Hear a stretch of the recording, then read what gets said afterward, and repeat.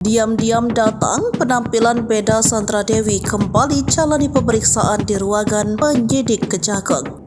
Artis Sandra Dewi diperiksa untuk kali kedua oleh penyidik Kejaksaan Agung Republik Indonesia di Jakarta Selatan pada Rabu 15 Mei 2024. Ia diperiksa sebagai saksi setelah suaminya Harvey Boyce ditetapkan menjadi tersangka kasus dugaan korupsi pengelolaan timah di wilayah izin usaha pertambangan PT Timah Tbk 2015 hingga 2022.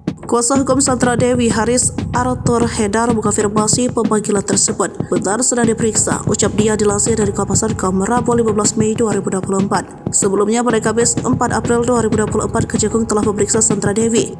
Berbeda dari pemeriksaan saat itu, kali ini Sandra Dewi lebih tertutup kepada media saat tiba di gedung Kejagung. Diberitakan Kompas.com Selasa, kedatangan Sandra Dewi tidak terpantau oleh awak media yang sudah menunggu di depan lobi gedung Kartika Kejagung.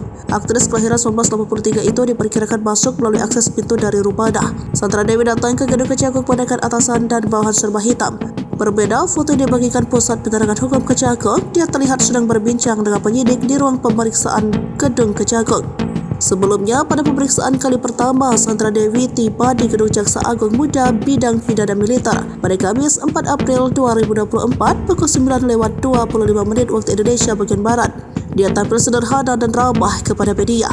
Saat itu, Sandra Dewi datang tanpa menggunakan perhiasan. Dia hanya menggunakan kemeja lengan pendek berwarna krim yang dipadukan dengan celana panjang.